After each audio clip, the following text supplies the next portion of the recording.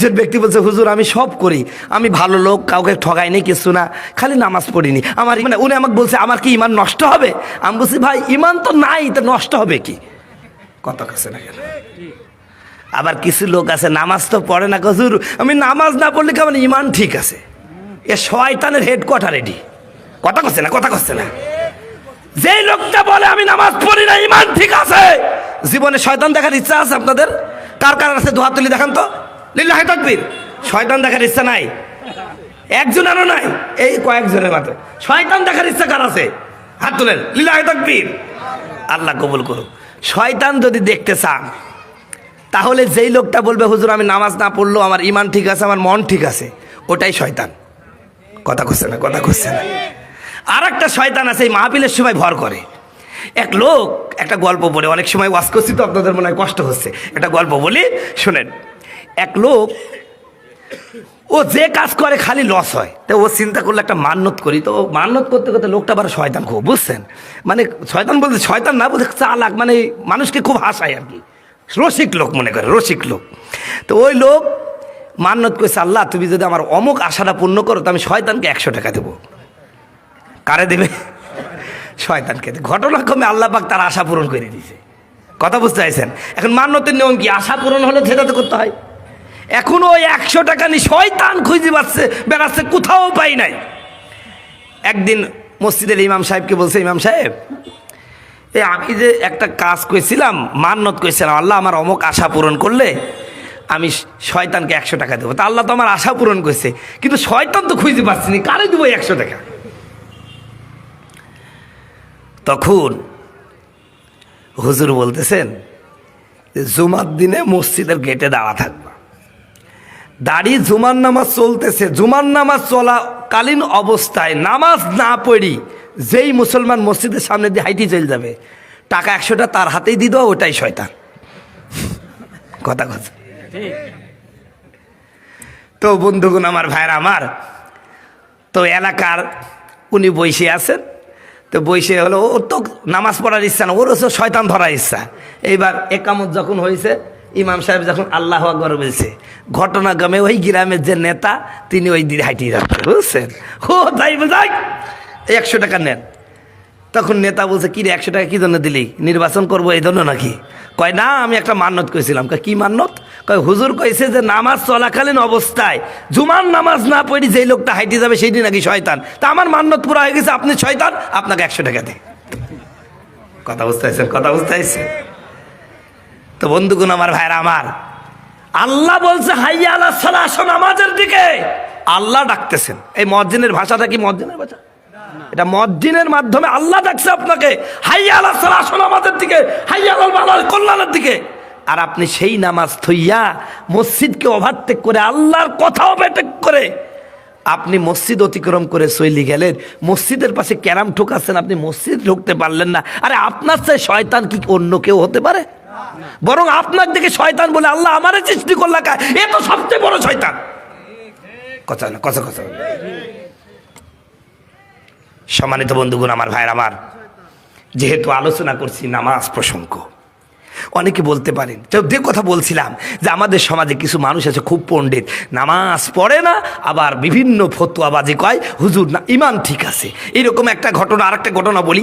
আমি রংপুরে ওয়াজ করতে গেছিলাম ভাই, একটা মসজিদের মাহফিল, তো এইরকম বাগান এলাকা মসজিদ, তো মসজিদের সামনে অনেকগুলো কাঁঠাল গাছ আছে। আপনারা জানেন যে মাহফিলের সময় ইমাম মুয়াজ্জিনের ব্যস্ততা খুব বেশি হয়, কথা বলুন ঠিক কিনা? তো এই মুয়াজ্জিন বেচারা নামাজ কালাম পড়ে মসজিদ আর বন্ধ করতে মনে নয়, মসজিদ খুলে চলে গেছে। কথা বুঝতে চাইছেন?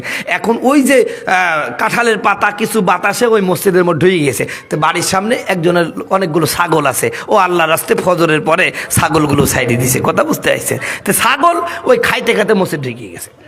তো মসজিদে যখন ঢুকে গেছে, ছাগলের হিসু চাবাইছে। কি চাবাইছে? হিসু বুঝেন তো ভাই? মানে ছোট বাচ্চাদের হিসু করে ওই রকম পোশাক পায়খানা চাপিয়ে গেছে। ছাগল তো আর মসজিদ মাদ্রাসা চেনে না ভাই, ও মসজিদের মধ্যে পোশাক পায়খানা করে দিছে। জহুরের সময় মুয়াজ্জিন এসে দেখছে মসজিদের অবস্থা খারাপ, চিল্লাই বলছে, ওই ছাগল কার এই কাজ করলে মসজিদ নাপাক করে দিল। তখন ওই লোকটা শুনতে পাইছে ঘরের মধ্যে থেকে, শালা নামাজ পড়তেও যায় নাই, আবার আমার ছাগল ছাড়া কার ছাগল যাবে। তখন ও চোখ মুছতে মুছতে যাই বলছে, হুজুর হুজুর বেয়াদবি মাফ করবেন, ও তো ছাগল বুঝে না মসজিদে আসছে, আপনি আমাকে কি কোনদিন মসজিদে আসতে দেখেছেন?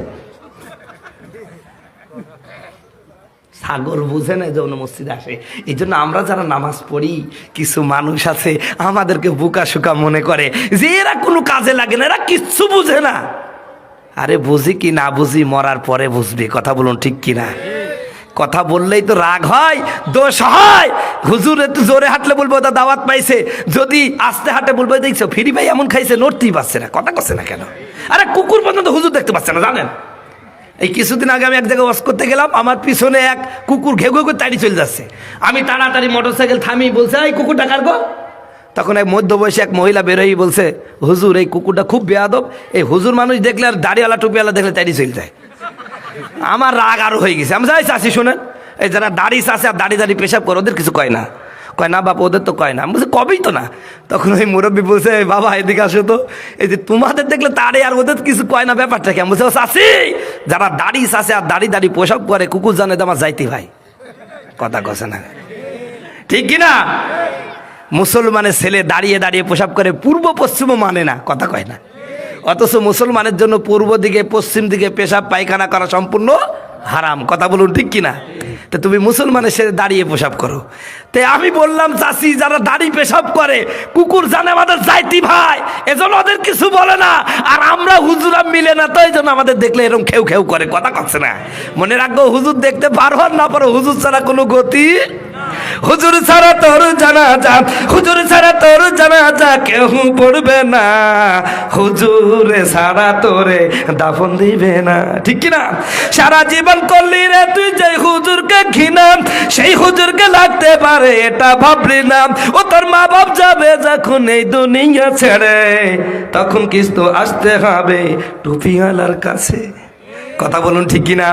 সম্মানিত বন্ধুগণ, আমার ভাইয়েরা আমার, অনেকক্ষণ আলোচনা করলাম, জানি না আমার কথাগুলো আপনারা রিসিভ করছেন কিনা। ও ভাই, নামাজের মাধ্যমে চরিত্রের পরিবর্তন আনতে হবে। আর এ নামাজ কোনো অজুহাতেই বাদ দেওয়া যাবে না। বলছিলাম না নামাজের ব্যাপারে কোনো অজুহাত চলবে না। নামাজে নিয়ে কইলে কথা দেখায় কত অজুহাত, হাতে ব্যথা পায়ে ব্যথা আর নাকি গিরাই বাত, রুকু সাজদা করতে গেলে, রুকু সাজদা করতে গেলে মাথায় লাগে টান। ওরা কিসের মুসলমান, ওরা কিসের মুসলমান? বন্ধুগণ আমার, ভাইয়েরা আমার, আপনারা বলতে পারেন হুজুর খুব গরিব মানুষ, নামাজ পড়বো কেমনে? আমার মতন গরিব কেউ নাই। সারাদিন পরের জমিনে কাজ করি, বারবার নামাজ পড়তে আসলে কাজে নিবে না। ও আমার মুসলমান ভাই, আপনি যতই গরিব হন না কেন, আমার বাংলাদেশে এমন লোক খুঁজে পাওয়া যাবে না যারা 3 বেলা খাবার পায় না। আছে নাকি? বন্ধুগণ আমার, ভাইয়েরা আমার, ধরে নিলাম আপনি খুব গরিব মানুষ, খুব গরিব মানুষ, খুব গরিব মানুষ, এত গরিব এই নড়াই